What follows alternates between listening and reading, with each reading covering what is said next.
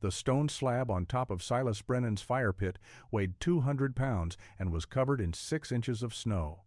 Below it, flames burned steady while the blizzard of 1858 howled across Montana territory with winds that tore the roofs off cabins and killed every surface fire for 30 miles. Before we begin, let us know in the comments where you're watching from, and if frontier survival stories like this speak to you, hit that subscribe button because tomorrow's story might just save your life someday. Silas Brennan stood beside the opening of his buried heat chamber with frost coating his beard like crystallized wire. The iron poker in his hand glowed faint orange at the tip where he had just adjusted the burning logs below. Wind screamed across the Montana high country with force enough to bend the pine trees horizontal, but the flames in his subterranean pit did not flicker. They burned clean and hot, protected by 2 feet of earth and a granite slab that had become a kind of legend in the 3 years since he had dragged it here. It was the 3rd day of the blizzard. Silas could hear nothing beyond the wind, but he knew what was happening across the scattered trapping camps and homesteads that dotted this section of the Bitterroot Range. Surface fires had died on the first day when the wind reached speeds that no amount of sheltering could defeat. Indoor fireplaces were consuming fuel at desperate rates, and the smoke was backing up through chimneys faster than it could escape, filling cabins with choking haze. People were making terrible choices about whether to freeze or suffocate. Silas's chamber required no such choices. The fire burned 18 inches below ground level in a rectangular pit lined with carefully fitted logs. The stone roof captured the rising heat and radiated it forward through the single opening where Silas stood. Even now, with the temperature somewhere far below zero and wind that could strip skin, he could hold his bare hands 6 inches from the chamber mouth and feel genuine warmth. Not the desperate, flickering heat of a failing fire, but sustained, concentrated thermal energy that the stone had been storing for hours.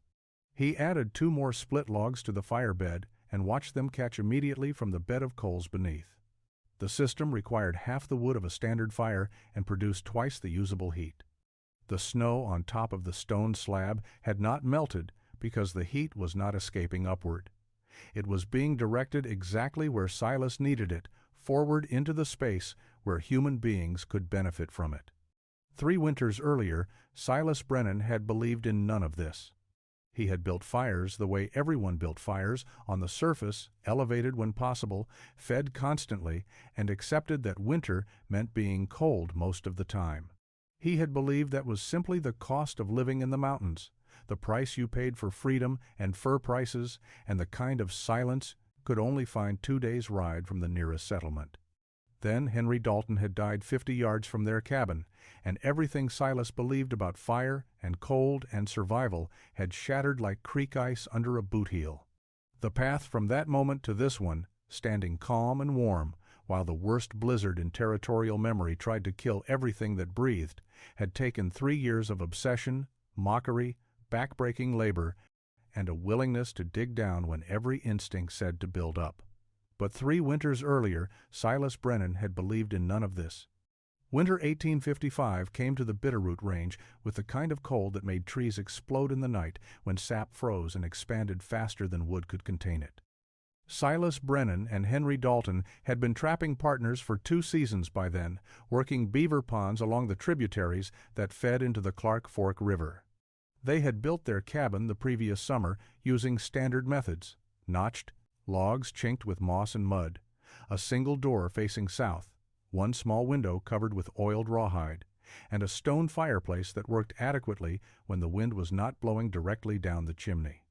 Henry was from Pennsylvania, the son of a mill owner who had decided that inheriting a business was less appealing than freezing in the mountains for beaver pelts that were already declining in value.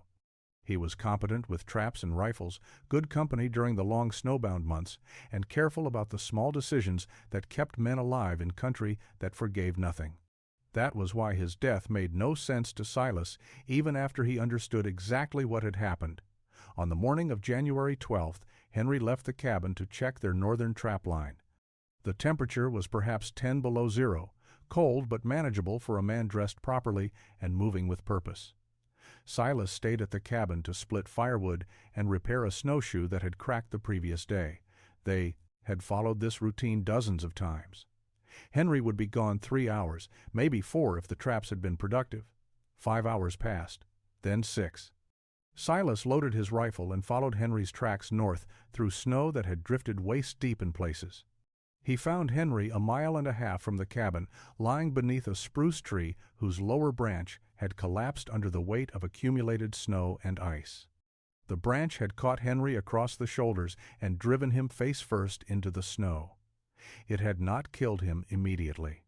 Silas could see where Henry had struggled, where he had managed to get his arms beneath him and tried to push upward against the weight, pinning him down.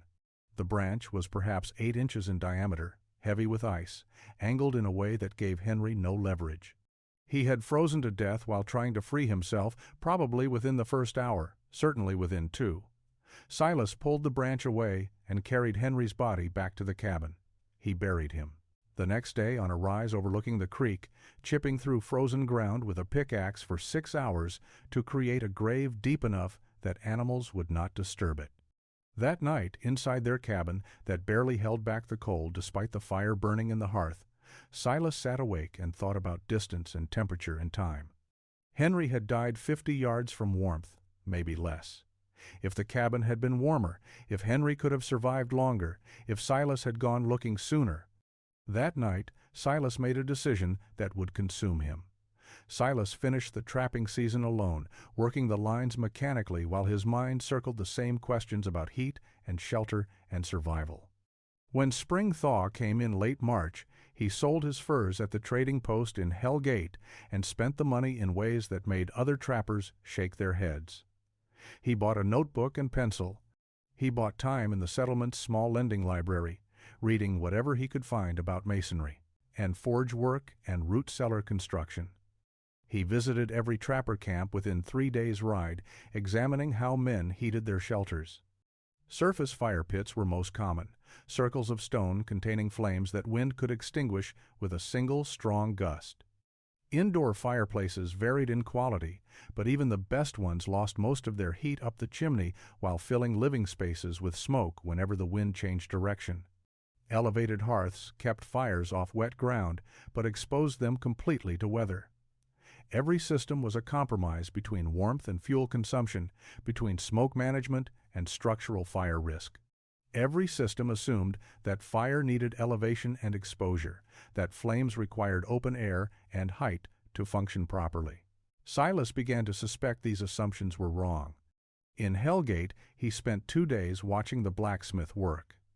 The forge was a contained space, stone and brick forming walls that reflected heat inward. The smith added coal, sparingly, and achieved temperatures that would melt iron. The efficiency came from enclosure, from trapping and concentrating heat rather than letting it dissipate into open air. Silas asked questions until the smith grew irritated, but he learned what he needed. He examined root cellars, those underground chambers where settlers stored vegetables through winter. Even in the coldest months, the temperature inside a properly built root cellar stayed well above freezing. The earth itself provided insulation. 6 feet down, the ground temperature remained constant, regardless of surface conditions. Frost did not penetrate past 3 feet even during the worst cold snaps. Silas began sketching in his notebook, crude drawings that combined what he had observed. A fire pit dug into the ground rather than built upon it. Walls to contain and reflect heat. Some kind of roof to protect flames from wind and precipitation while still allowing smoke to escape. The drawings looked wrong to his eye, violated everything he had learned about fire management, but the physics seemed sound. He showed his sketches to Owen Fletcher, a trapper who had a reputation for innovative thinking. Owen studied the drawings and pointed out practical problems. How would smoke exit if the pit was enclosed? How would you tend a fire at ground level without lying on your stomach? Where would you find materials to build walls underground? The questions were legitimate, and Silas had no immediate answers. By spring thaw, the trapping community thought Silas Brennan had gone slightly mad with grief over Henry Dalton's death. They were not entirely wrong. But by spring thaw, Silas had an idea that everyone would call insane, Summer 1856 arrived with unusual warmth, and Silas Brennan returned to the mountains with a pickaxe, a shovel, and a determination that bordered on obsession. He selected a site 200 yards from where Henry was buried, on high ground with good drainage and clear sight lines in all directions. The location was not convenient to water, which meant hauling buckets uphill, but Silas was no longer interested in convenience. He began digging on the 1st of June. The ground was hard-packed clay mixed with stones, and progress came in inches rather than feet. He dug a rectangular pit 4 feet wide and 5 feet long, removing earth 1 shovel load at a time. After 3 days, he had excavated down 18 inches. After a week, he reached 2 feet. The sides of the pit were vertical, carefully shaped to provide stable walls for what would come next. Jacob Reeves rode past on the 5th day and stopped to watch Silas working in his hole. Jacob was a trapper who had been in the mountains since the 1830s, old enough to have survived more winters than most men attempted. He sat on his horse and studied the excavation with obvious confusion. "Building a fire pit," Silas said before Jacob could ask. Jacob laughed, a short bark of disbelief. "Fires go up, Brennan. Smoke rises, heat rises. You are digging in the wrong direction." Silas continued working, lifting another shovel of clay from the pit. "Smoke rises into wind and gets scattered. Heat rises into open air and disappears. I am digging where neither of those things can happen." Jacob shook his head and rode away, but he talked, and within a week other trappers began stopping by to observe the crazy man digging a grave for fire. They offered opinions and mockery in equal measure. Fire needed air circulation. Underground spaces would suffocate flames. The labor was wasted effort that could be spent on useful work like hunting or maintaining trap lines. Silas ignored them and continued excavating. When he reached 2.5 feet of depth, he stopped digging downward and began constructing walls.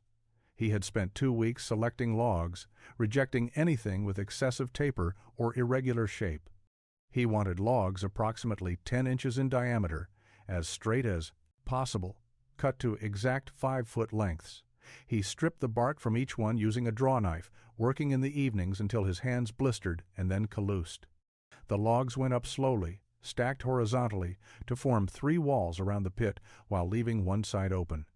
He notched them minimally, just enough to prevent rolling, and fitted them so tightly that daylight barely penetrated the gaps. Between each log, he packed a mixture of clay and pine resin that he had boiled down from sap. People thought he was building a tomb. They called it Brennan's coffin, Brennan's madness, Brennan's failure waiting to happen. Then Silas did something that made even the mockery fall silent. Silas found the granite slab on a hillside 3 miles north of his excavation site. It was part of an exposed outcropping where ancient geological forces had pushed layered stone toward the surface at an angle that made individual sheets accessible. The slab he selected was approximately 4 feet wide, 5 feet long, and thick enough to support substantial weight without cracking. He estimated it weighed somewhere near 200 pounds. Owen Fletcher was visiting when Silas announced his intention to move the stone. Owen had been watching the construction with skeptical interest, and he understood immediately what Silas intended. "You plan to roof your fire pit with that?" Owen said. It was not a question. "Stone holds heat," Silas explained. "A wood roof would burn or rot, canvas would tear. But stone will absorb heat from the fire below and radiate it outward for hours after the flames die. It will protect the fire from wind and snow while creating thermal mass that continues working long after I stop feeding fuel." Owen studied Silas carefully. "That assumes you can move 200 pounds of rock 3 miles over mountain terrain." Silas spent 4 days building a sled from pine logs, lashed together with rope and reinforced at stress points with leather straps. The sled had no metal components because metal was expensive and difficult to obtain. But the wood construction was sound. He borrowed a mule from Isaac Moreland, promising a portion of his next fur harvest as payment. Moving the stone required techniques Silas invented as problems arose. He used smaller rocks as fulcrums and a long pole as a lever to lift one edge of the slab high enough to slide logs beneath it. Then he levered the opposite edge and added more logs until the stone rested on rollers. He pushed and pried the slab onto the sled, a process that took an entire day and left him exhausted. The journey back took 3 days. The mule could pull the loaded sled on level ground, but struggled on inclines.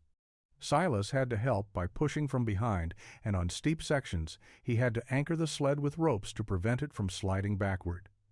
Twice the sled tipped and dumped the stone, requiring hours to reload.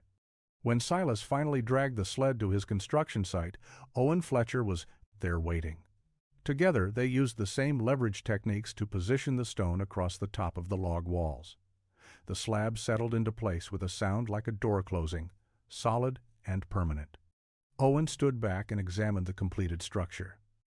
"They are calling it Brennan's stone coffin for fire," he said quietly. Silas was too tired to care about names. He looked at what he had built, the subterranean chamber with its log walls and granite roof, and knew with absolute certainty that it would work. "Let them call it whatever they want," Silas said. "I know what it will do." September 1856 brought the first cold nights, temperatures dropping below freezing after sunset and staying there until mid-morning. Silas Brennan prepared his buried chamber for its initial test with the same methodical care he had applied to its construction.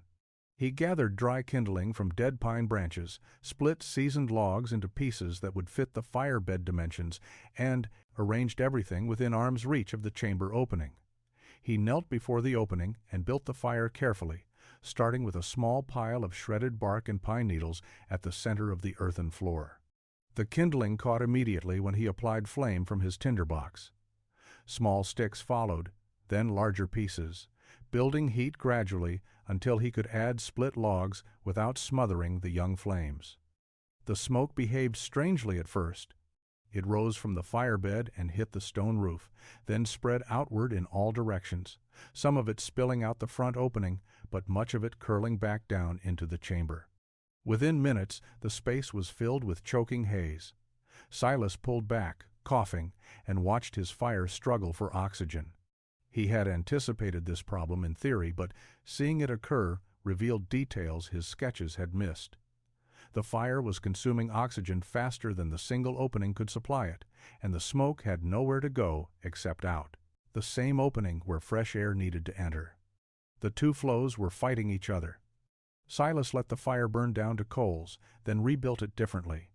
This time he stacked the logs toward the back of the chamber, creating space at the front for air to flow in low, while smoke could exit higher up through the same opening.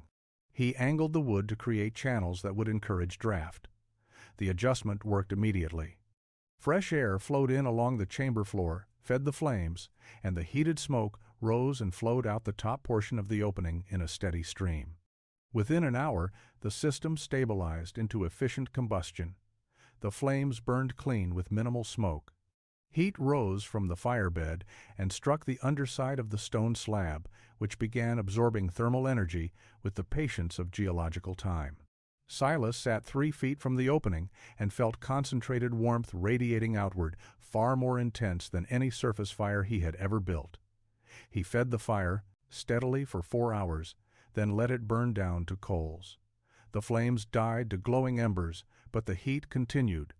The stone slab had become a massive battery of thermal energy, radiating warmth that Silas could feel from 6 feet away. He placed his hand on the stone's exterior surface and pulled it back immediately. The granite was almost too hot to touch. As evening fell and the temperature dropped toward 20 degrees, Silas sat in front of his buried chamber without shivering for the first time in any mountain autumn he could remember. But working in autumn weather meant nothing. Winter would be the real test. Winter 1856 arrived in early November, with snow that fell for 3 consecutive days and temperatures that dropped below zero and stayed there. Silas Brennan faced his first true test of the buried heat chamber with a winter's supply of split wood stacked under canvas and a confidence born from 2 months of autumn experimentation. He had refined his fire management technique, learning exactly how much fuel produced optimal heat without waste, discovering that the stone slab required 4 hours of steady burning to reach full thermal capacity, but then radiated warmth for 8 hours afterward. The first serious cold snap came in late November. Temperature plunged to 15 below zero, and wind howled down from the northern peaks with force that made standing upright difficult. Silas built his evening fire as usual, fed it until the stone was hot enough to make the air above it shimmer, then let it burn down to coals before sleeping. He woke 6 hours later in darkness to add more wood, a routine that required less than 5 minutes of exposure to cold air. The stone was still warm to the touch.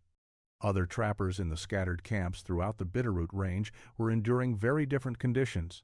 Surface fire pits were useless in sustained wind, flames extinguished as fast as men could relight them.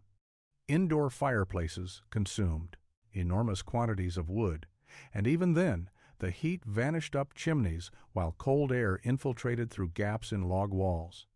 Men woke every 2 hours to feed fires or risk freezing before morning. Frostbite was common. Exhaustion from constant fire tending was universal. Silas used approximately half the firewood he had consumed in previous winters and stayed warmer than he had thought possible. The buried chamber's efficiency came from multiple factors working together. The earth surrounding the pit provided insulation that no above-ground structure could match. The stone roof captured heat that would otherwise escape upward. The single opening concentrated warmth directionally, instead of radiating it uselessly in all directions. The protected firebed allowed complete combustion with minimal fuel.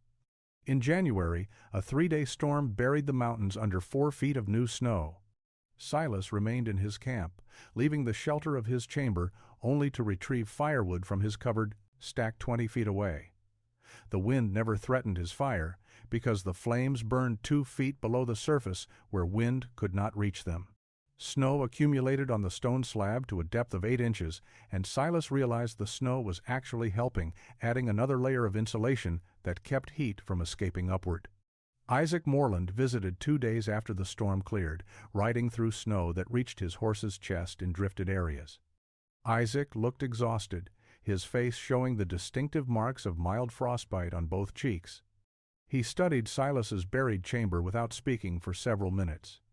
"How much wood did you burn during the storm?" Isaac finally asked. Silas calculated mentally. "Perhaps 30 pieces. Maybe less." Isaac shook his head slowly. "I burned more than that each day. My cabin was never truly warm.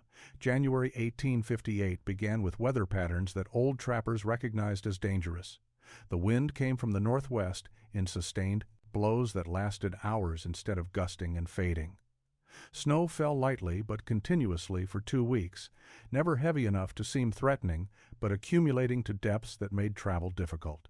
The temperature dropped gradually, 5 degrees colder each day, until thermometers at the Hellgate trading post registered 20 below zero and were still falling. On January 23rd, the true blizzard arrived.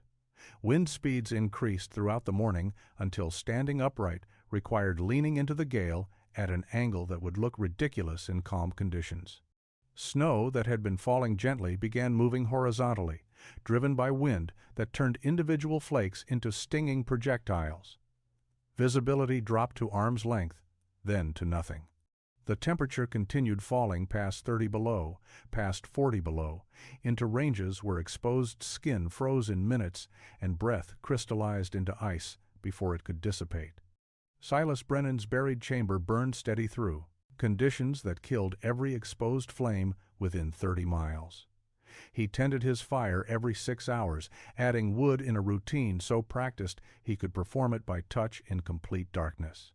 The stone slab accumulated snow that built up to 8 inches, then 10 inches, then a foot. The weight meant nothing to granite that had survived geological epochs.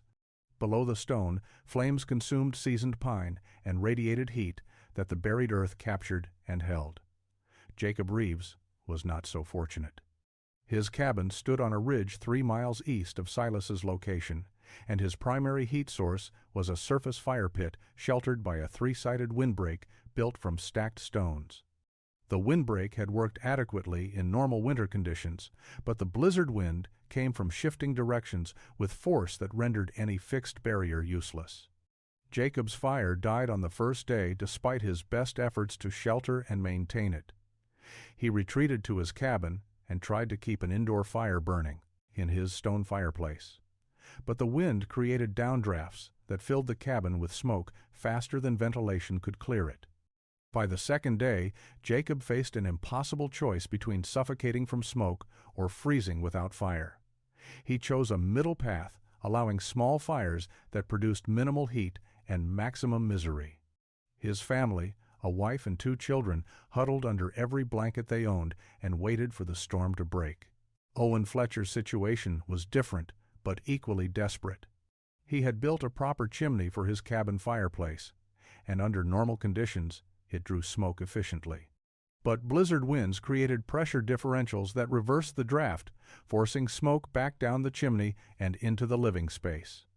Owen's family spent the second day coughing and crying, eyes streaming from smoke that no amount of chimney adjustment could cure. Isaac Moreland survived comfortably. After watching Silas's system work through the previous winter, Isaac had built his own modified version of the buried chamber. His design was not identical, the pit was shallower, and he had used multiple smaller stones instead of one massive slab, but the principles were sound. On the third day of the blizzard, Silas Brennan heard pounding on the log wall beside his chamber opening. He had not heard anyone approach through the wind, which meant whoever had arrived was desperate enough to travel in conditions that made sound impossible. He pulled back the canvas flap he had rigged across part of the opening to retain heat while still allowing smoke to escape, and Jacob Reeves fell forward into the protected space, frost covering every exposed surface of his clothing. Jacob could barely speak through chattering teeth. His words came in fragments between gasps. His family was freezing. His fire was dead. His cabin was uninhabitable from accumulated smoke damage. He had left them huddled together under blankets and made the 3-mile journey through the blizzard because staying meant watching his children freeze. Silas made the decision without hesitation. He banked his fire to a sustainable level that would keep coals alive, then followed Jacob back into the storm. The journey took 2 hours to cover 3 miles. Visibility was 0. Navigation required following landmarks by memory and instinct, touching trees and rocks to verify position. Wind speeds made walking a battle against forces trying to push them off their feet. They reached Jacob's cabin and found his wife Sarah holding both children against her chest, all 3 wrapped in blankets that were no longer providing adequate warmth. Silas helped them prepare for travel, wrapping the children in additional layers until they could barely move. The return journey took even longer because the children had to be carried. When they finally reached Silas's chamber, Sarah wept at the sensation of genuine heat.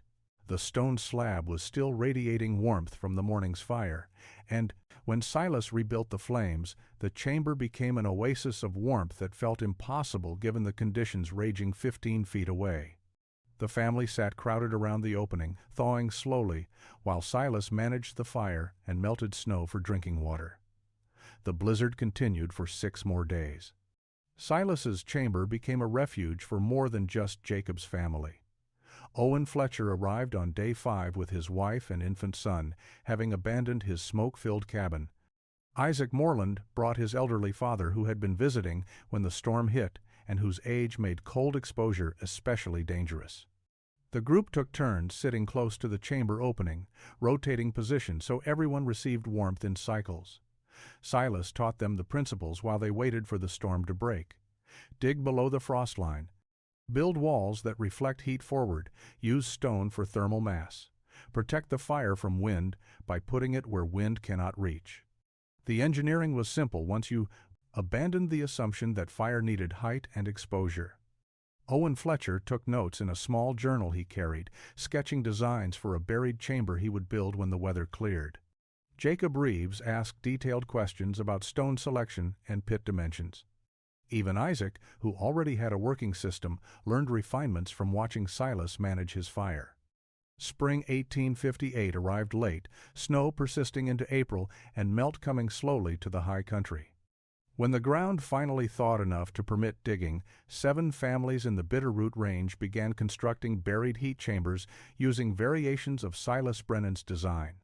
Jacob Reeves built his with help from Owen Fletcher, Excavating a pit 5 feet deep and roofing it with 2 granite slabs, they quarried together from the same outcropping where Silas had found his stone. Owen's version incorporated a small secondary opening at the rear for improved draft, an innovation that Silas examined and approved. The technique spread through the informal network of trappers, traders, and settlers who moved through the northern Rockies. Men who had survived the blizzard told stories about Brennan's buried chamber to men who had not been there, and those men carried the knowledge west into Idaho Territory and south into Wyoming. By 1860, the design was common enough that newcomers arriving in Montana found existing chambers and recognized them as standard cold-weather infrastructure rather than oddities. Silas never sought credit or payment for sharing his engineering. When trappers asked him detailed questions about construction, he answered thoroughly and demonstrated techniques on site when possible. When settlers heading west stopped at his camp and inquired about the strange stone-roofed pit, he explained the physics of thermal mass and earth insulation with the patience of a man who understood that knowledge only had value when distributed freely. The name evolved organically. What had started as mockery, Brennan's stone coffin, transformed into simple description. Trappers referred to buried chambers as Brennan pits or Brennan systems. Settlers building their own versions called them Brennan-style chambers to distinguish them from surface fire pits. The term spread far enough that by the mid-1860s, men building similar structures in regions where Silas had never traveled were still using his name without knowing who he had been. Silas continued trapping until 1863, when declining beaver populations and his own aging body convinced him the mountain life had run its course. He sold his accumulated furs, his traps, and his remaining equipment. He packed what little he wanted to keep and rode west to Oregon Territory, where land was available and the climate was less likely to kill him. He established a small farm in the Willamette Valley, married a widow named Catherine who had lost her husband to typhoid, and raised her 2 children alongside the 3 they had together. He died in 1883 at the age of 61, his heart simply stopping one morning while he was repairing a fence. His obituary in the Oregon City newspaper mentioned his farm, his family, his service as a volunteer firefighter, and his reputation as a reliable neighbor. There was no mention of Montana, no reference to buried chambers or the blizzard of 1858 or the innovation that had saved lives across 3 territories. But in the mountains, the legacy persisted in physical form. Abandoned Brennan chambers remained functional decades after their builders had left or died. Trappers traveling through remote areas discovered stone-roofed pits and recognized them immediately, using them for shelter and warmth before moving on. Some chambers were maintained continuously, passing from one occupant to another as the frontier gradually transformed into settlement. Modern historians estimate the technique saved several dozen lives.